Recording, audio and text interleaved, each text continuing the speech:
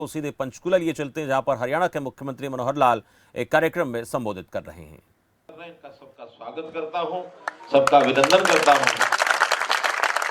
और इस बड़े परिवार में, क्योंकि जैसे बताया कि भारतीय जनता पार्टी आज की डेट में विश्व की सबसे बड़ी लोकतांत्रिक पार्टी है, विश्व की, भारत की भी नहीं।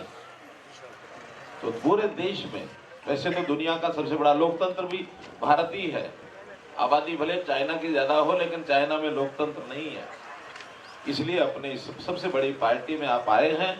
मैं ये भी विश्वास दिलाता हूं कि यहाँ आने के बाद आपका पूरा सम्मान, जो एक भारतीय जनता पार्टी के पहले वाले कार्यकर्ता का सम्मान मिलता, वो सम्मान आप लोगों को ही मिलेगा।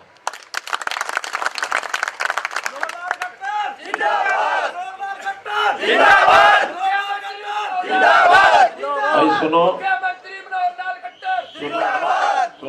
इस जय पर एक बात सुना के अपना भाषण शुरू करूंगा। चौधरी वीरेंद्र सिंह जी हम सब जानते हैं, बड़े नेता रहे। ऑडियो भी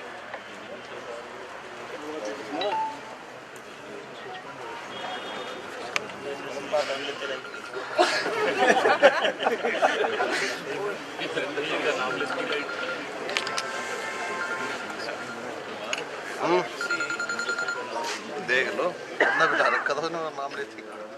किसी लापरवाही से ये लाइट गई होगी तो इस इलाके का जो भी जिम्मेवार बिजली बोर्ड का अधिकारी होगा, अगर किसी लापरवाही से गई होगी तो अभी सस्पेंड।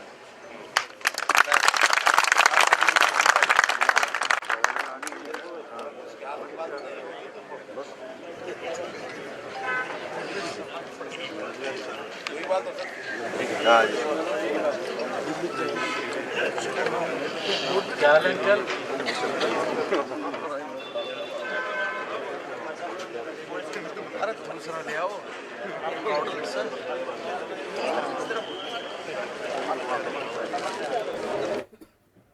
तो पंचकुला के कार्यक्रम में जहां मुख्यमंत्री मनोहर लाल का संबोधन आप सुन रहे हैं, पंचकमल पंचकुला बीजेपी के कार्यालय में कार्यक्रम हो रहा है, जिसमें नारायणगढ़ से पूर्व विधायक पवन बीजेपी में शामिल हुए हैं। इसके साथ साथ यूथ कांग्रेस के नेता संदीप राणा भी पार्टी में शामिल हुए हैं।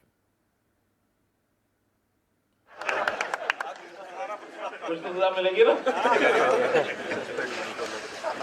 दोषी को बख्शा नहीं जाएगा कभी भी, ये अपना सिद्धांत है, और निर्दोष को तंग किया नहीं जाएगा। तो मित्रों, मैं बात कर रहा था, चौधरी वीरेंद्र सिंह जी देश के बड़े नेता है, केंद्र में मंत्री रहे, कांग्रेस में रहे, भारतीय जनता पार्टी ज्वाइन कर ली, और भारतीय जनता पार्टी ज्वाइन करते हुए कई बार मंचों पर बोलना हुआ। लगभग एक साल के बाद किसी एक मंच पर हम लोग इकट्ठे थे, तो मैंने उनको कहा, क्योंकि मैंने बाद में बोलना था, वो मेरे से पहले बोले। मैंने कहा, देखिए, एक साल पहले आप भारतीय जनता पार्टी में आए थे, और मुझे आज बड़ा संतोष हो रहा है कि आज भारतीय जनता पार्टी आपके अंदर आ गई है। देखो, पहली बार आपने अपने भाषण में 3 बार खड़े होते ही भारत माता का जय का नारा लगाया। पहले कभी नहीं लगाते थे। तो मैंने कहा, ये है पहचान भारतीय जनता पार्टी की। या व्यक्तिगत नारों को थोड़ा कम दिया जाता है, तरजीह दी जाती है। अगर वास्तव में देश से प्यार है तो फिर भारत माता की जय बोलो।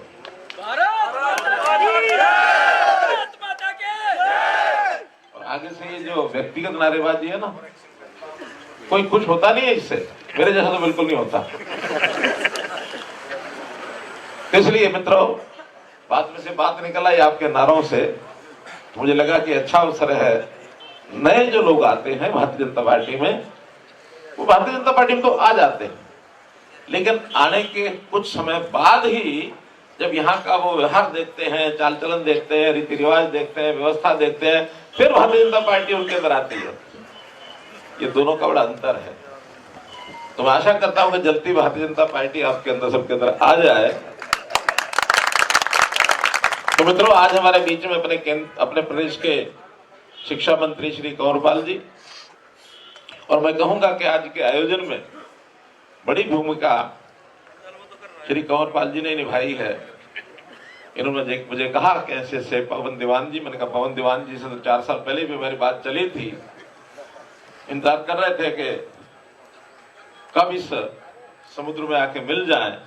कुछ कठिनाई रही होगी, कुछ मेरा अपना दोष भी है कि उसके बाद मैं भी संभाल नहीं पाया था, लेकिन कंवरपाल जी ने संभाल लिया है और आज पवन दीवान जी शामिल हुए। और ऐसे ही संदीप राणा जी के बारे में भी इन्होंने कहा कि मैंने कहा ठीक है, अच्छा अवसर है। तो इस अवसर पर हमारे बीच में लतिका शर्मा जी, हमारी पूर्व विधायक कालका से,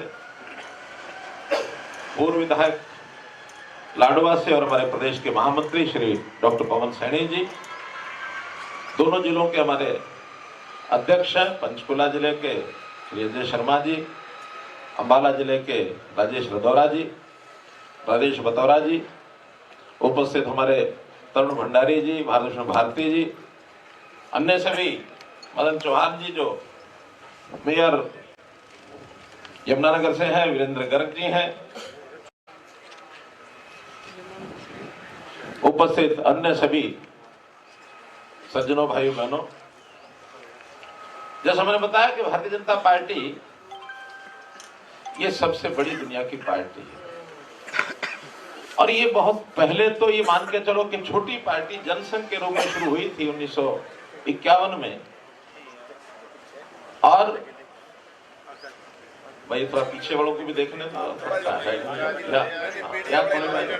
ये सिपाही पीछे हट जाओ, इनको पीछे हटा दो, यहाँ के ले लो फोटो, यहाँ जाओ, यहाँ जाओ, यहाँ जाओ।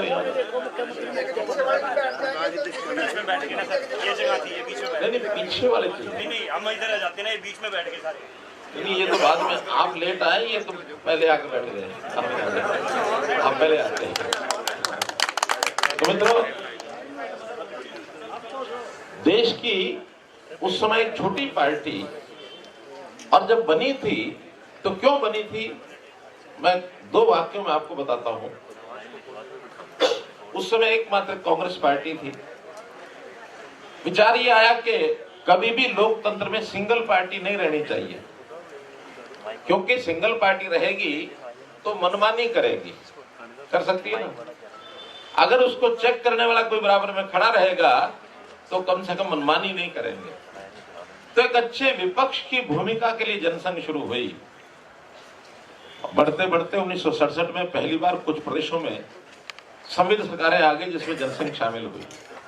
फिर 1975 में इमरजेंसी लगी, 77 में फिर देश में जनता पार्टी आई, तब जनसंघ के लोगों को उसमें शासन करने का मौका मिला। लेकिन हमारी विचारधारा को समझाने में हमको समय बहुत लगा, हमारी नीतियां इनको समझाने में बहुत समय लगा। कांग्रेस के हाथ में लगातार राज रहा, तो कांग्रेस ने सिवाय कहना चाहिए कि अपने घर, अपने परिवार, अपने तो ना बांटे रेवड़ियां, फिर अपने को दे, कौन घर में आती है कहावत, अंधा। वो सिर्फ उनके सामने कोई देश नहीं, कोई समाज नहीं, कोई नीति नहीं, बिना नीति के। अब ठीक है, हमारी आजादी मिली थी, हम भी उसी में अपने खुशी में 50-55 साल तक, ठीक है, आजादी मिल गई, आजाद हो गए, अंग्रेज चले गए, और उसमें हमारा अपना कोई ध्यान रखने वाली चिंता किसी ने की नहीं। एक ही बात पकड़े रहते थे, हम गरीबी हटाएंगे, और इस नारे को लेकर के चलते रहते थे। कैसे गरीबी हटेगी, कभी किसी ने बताया नहीं, विचार किया नहीं। लेकिन एक तरफ कांग्रेस पार्टी, दूसरी तरफ जनसंघ के वो नेता पंडित दीनदयाल उपाध्याय, उन्होंने 1966 में कह दिया था, जब अपना हरियाणा बना था, वो तो सारे देश के नेता थे, उन्होंने कहा कि अगर देश को सुखी करना है तो इस समाज के जो लोग खड़े, उसमें सबसे आखिरी जो व्यक्ति खड़ा है, अब उसके पास चले जाओ, उसकी तकलीफ समझो, उसको आगे करो। क्योंकि जब तक वो व्यक्ति आखिर में खड़ा रहेगा, आगे वाले तो मजे मस्ती करते ही रहेंगे, पीछे चिंता करो। अगर आप पीछे वाले लोगों को आगे लाओगे, फिर जो पीछे रह जाएंगे उनको लाओ, जो और पीछे रह जाए उनको लाओ, पीछे से आगे लाते रहो, कभी ना कभी अंतर कम हो जाएगा। और एक शब्द दिया था उन्होंने, अंत्योदय। और इस अंत्योदय की बात को लेकर के जनसंघ के लोग, बाद में भारतीय जनता पार्टी के लोग लगातार काम करते करते आज पहुंच गए हैं। और आज न केवल पार्टी बल्कि सरकार के नाते भी देखें तो आज देश में सबसे ज्यादा राज्यों में भारतीय जनता पार्टी शासन कर रही है, सबसे ज्यादा विधायक भारतीय जनता पार्टी के हैं, सबसे ज्यादा सांसद भारतीय जनता पार्टी के हैं। और देश में एक लंबे समय से, इतने लंबे समय तक कोई एक नेता मुख्यमंत्री और प्रधानमंत्री मिलकर के रहा हो, मुझे गिनती में लग नहीं रहा शायद, क्योंकि सन 1920 से लेकर के और 1923 तक, 2000 से लेकर के 2023 तक 23 साल से मुख्यमंत्री और प्रधानमंत्री मिल करके शायद कोई नेता देश में नहीं रहा। उनकी अगुवाई में हम काम कर रहे हैं, उनकी अगुवाई में काम कर रहे हैं। और एक स्थायी शासन की व्यवस्था देने के लिए लोगों को कैसे सुखी किया जाए, इसकी अपनी भूमिका निभा रहे हैं। पार्टियां बहुत हैं, पहले भी थी, आगे भी रहेंगी, लेकिन वास्तव में लोकतंत्र अब जागा है। अब लोगों को पता है क्या ठीक है क्या गलत है। भ्रष्टाचार का जो बोलबाला उसमें था वो आज कहीं नहीं मिलेगा। क्यों नहीं मिलेगा? क्योंकि हमारी सीख वो ऐसी सीख है, इतिहास में भी ऐसे राजनीति के पुरोधा रहे हैं, राजनीतिक शास्त्र को जानने वाले चाणक्य जैसे नीतिकार, वहां से राजनीति सीखनी शुरू करनी पड़ेगी। चाणक्य एक बार चंद्रगुप्त जी के एक प्रकार से वो राजगुरु थे। एक बार क्या हुआ कि चंद्रगुप्त की सेना कहीं जा रही थी, एक जगह रात पड़ गई, तो रात पड़े वहां उन्होंने डेरा डाला तो गांव से उन्होंने भोजन मंगवाया और भोजन कर लिया, सो गए, अगले दिन चल पड़े। जासूसों ने आकर के चाणक्य को बताया कि चंद्रगुप्त जी की जो सेना थी फला गांव में रुकी थी, और वो फिर भोजन करके आगे बढ़ गए जैसे उनको पता लगा। इससे ज्यादा जासूस ने भी कुछ नहीं बताया। लेकिन चाणक्य ने चंद्रगुप्त को बुलाया कि आपकी सेना जो उधर जा रही थी तो इस दिन उस गांव में रुकी थी क्या? क्या रुकी थी? रुकी थी तो गांव से खाना मंगाया था? क्या मंगाया था? सेना को खाना खिलाना था, खा के सोते तभी अगले दिन चलते। तो जब खाना मंगाया था तो उस गांव को पैसे दिए थे कि नहीं दिए थे? अब चंद्रगुप्त सोचे, विचार करे कि ये कौन सा प्रश्न है। राजा की सेना गांव से खाना मंगा लिया, ऐसी अतिथि का तो सत्कार सब करते ही हैं, तो हमने कौन सा पाप कर दिया? कि लेकिन नहीं, आपने गांव को खाना अगर मंगाया तो उनको पैसा देना चाहिए था, और अगर आपने नहीं दिया है तो ये आचार अच्छा नहीं है, और जो आचार अच्छा नहीं होता उसी को भ्रष्टाचार कहते हैं। या तो गांव के लोग आपके पास आकर के कहते हैं कि हम जो है आपको दक्षिणा देते हैं। कोई दक्षिणा तब मिलती है जब उनकी कोई शिक्षा दी जाए, उनका कोई उपकार किया जाए। उस गांव के लिए तो आपने कुछ किया नहीं। या फिर कोई आप लोगों ने टैक्स लगाया हो, टैक्स लगता है तो सारे देश पर लगता है, सारे समाज पर लगता है, टैक्स के रूप में आप वसूलो। तो सरकार को दो तरीके से पैसा मिल सकता है, या तो किसी दान के कारण से और या टैक्स के कारण से। आप बिना किसी के काम किए पैसा मांग के पैसा लेकर के आओगे तो ये भ्रष्टाचार की श्रेणी में आएगा। अब कितनी बारीक व्यवस्था भ्रष्टाचार के बारे में चाणक्य ने दी। आखिर हम किसी के ऊपर कोई कष्ट पैदा कर दे, किसी के मन को दुखा दे, ये नहीं होगा। हमारे यहां जमीनें खरीदी जाती थी और उसका एक्विजिशन किया जाता था, एक्वायर की जाती थी, बिना मर्जी का की जाती थी। बाद में किसान रोते रहते थे कि हमारे से सस्ती ले ली, और ये जो बीच बचाव करने वाला।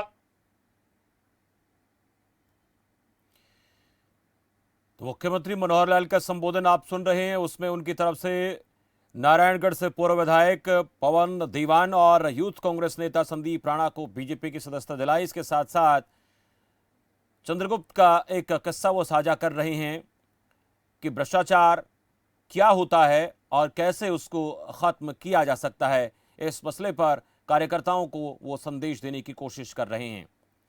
इसके साथ ही बीजेपी के शासनकाल की नीतियों का जिक्र करते नजर आए और प्रधानमंत्री नरेंद्र मोदी के शासनकाल का भी उनकी तरफ से इस दौरान जिक्र किया गया।